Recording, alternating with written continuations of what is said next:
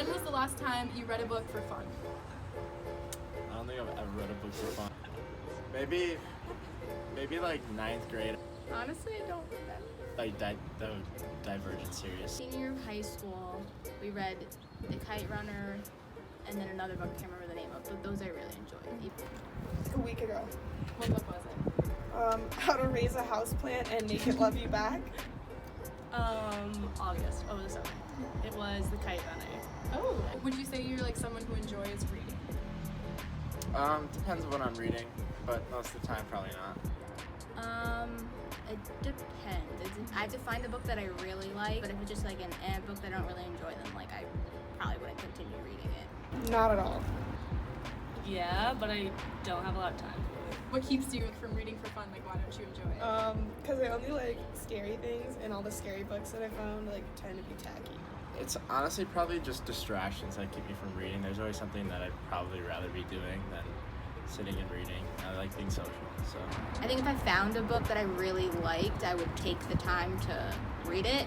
But I mean, I also like if I don't really have anything that interests me, I just would probably just do something else instead. There's a blog that identifies somebody who's a reader as somebody who would choose reading over other activities out of pure enjoyment. Never. So would you consider yourself? Not a single time. Probably not. I probably just would find something else to do. I never really think like, oh, I want to read a book, so I'd say no. Like, want to be a reader? Like, I enjoy it. I just enjoy other things more. Yeah. Okay.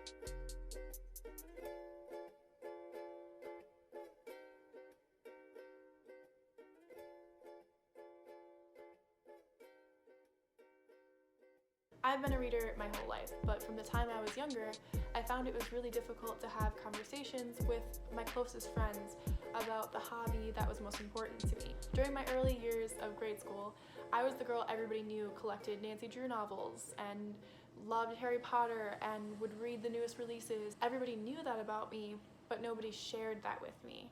And then BookTube. Hey guys, it's me, Jamie, and welcome back to another video. Hey guys, it's Hannah. Hey guys, Ashley here. Okay, hi everyone, how's it going? So, I'm Elias, and today I am going to be doing this will be the first video of a little mini-series I'm gonna start on my channel. C.S. Lewis once said, "Friendship is born at the moment when one person says to another, 'What, you too? Thought I was the only one.'" Friendship, as Lewis suggests, really does form when two people realize they share a connection or a quirk or an interest.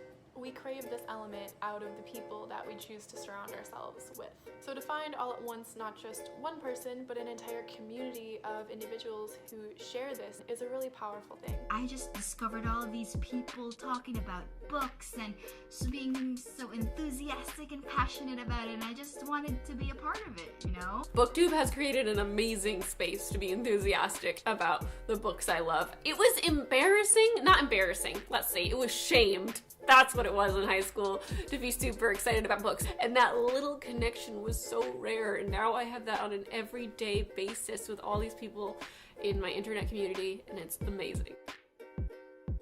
Logistically, BookTube is the subsection of YouTube where creators make videos discussing books they read. So today, I'm gonna show you a book haul! Some of the common and most popular types of videos you'll see are book hauls, where creators go through the titles they've purchased or received recently, and this is one of the most viewed categories of BookTube videos. It's like a shopping or makeup haul that a beauty guru would do, just for books. It's Reagan, and today I'm here with my March wrap-up. Monthly wrap-ups. These are short reviews and discussions of all of the books a reader finishes during a month. Basically, they're mini book reviews, but viewers love them because covering more books in one video makes it more likely that a creator will talk about a book that they have read or are wanting to read, and it doesn't give spoilers, but it allows a reader to get a more intimate idea of what a book is like and how a reviewer felt about it. So today I have my 2018 BookTubeathon TBR. TBRs, or to be read videos. These contain lists of books that either exist, are coming out in the future, or are sitting on the reader's shelf that they plan to get to in the near future and why they want to read these books. Hey everyone, it's Haley, and today I'm going to be talking about some of my favorite standalone novels. And of course, recommendations. Recommendations can be reviews of a single book or several from one genre or category that a reader wants to show to viewers. Though in-depth reviews of a single book certainly exist on the platform, the videos that cover a lot of titles in one video tend to be a lot more popular. As young adult readers, there is a phenomenon in the publishing industry going on incited by BookTube, which one author labels BookTube and the formation of the young adult canon. We're defined in this article as an unofficial party who shapes the flow of messages through their community and may become strong advocates for brands or franchises. This idea, advocates for brands or franchises, has been something that is increasing a lot on BookTube over the past couple years as publishers realize the effects that these creators have on the young adult readership as a whole. Today's video is being sponsored by Disney Hyperion, and I'm going to be doing the Disney book tag in honor of the release of The Isle of the Lost, a Descendants novel by Melissa de la Cruz. So what's been popping up more and more in the BookTube community is publishers such as Disney Hyperion, Penguin Random House, Bloomsbury, HarperCollins, a ton of other publishers have started doing promotions with booktubers where they will send a booktuber a book to review and talk about, or they'll maybe just sponsor a video where the booktuber can do whatever they want with the video creatively, but they have to discuss a certain book that's coming out for that publisher. Publishers do this because the social and community impact of BookTube can be incredibly powerful. This is a large audience, and the BookTube readership has potential to largely influence sales of new releases. It happens like this. A book that a publisher thinks is promising is coming out, so they ship it out to a bunch of the top booktubers to talk about and discuss. Once a few of the top booktubers are talking about it, the effect kind of snowballs, and everybody from large booktubers to smaller booktubers are talking about it, hauling it, reviewing it, and it pretty much takes over the platform for a couple of weeks. This will happen every once in a while with big new releases. Because this is generally a new phenomenon, statistics and facts about how much booktubers impact publishers' sales is kind of hard to measure. What I do know is that a book that takes over BookTube will be unfailingly seen on the top of bestseller lists from Goodreads to the New York Times young adult lists.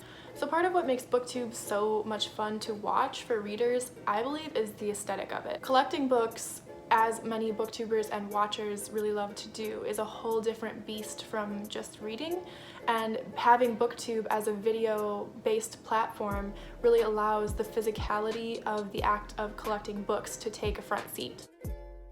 I have 9 books on my list this year. I've been doing this video every year since 2012. This is Christine.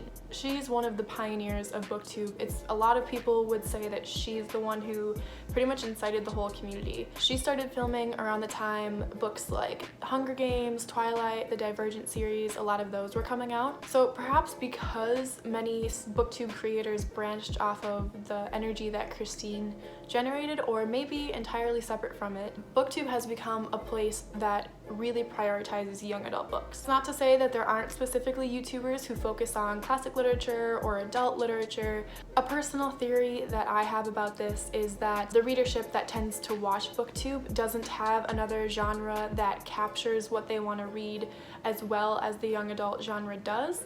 I think a lot of us who are in the upper range of ages on BookTube would prefer to read higher quality, possibly adult literature, but with the themes and qualities that you tend to see in young adult books. BookTube has a place for every reader, whether you like to read classic books or whether you only ever read young adult dystopians. There's a place for everybody on BookTube. This kind of effect is possible because of the community that BookTube has made itself into. It's a platform that was born out of the desire for readers across the world to find connection. That idea of connection is so important, and it's the central concept that holds BookTube together. Booktubers are not all academics or professionals.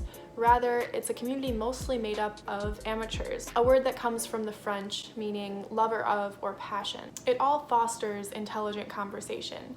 I think BookTube is one of the best examples I have found of what the internet should be used for bringing people together and for positive conversation. One of the most respected booktubers in the community puts it this way.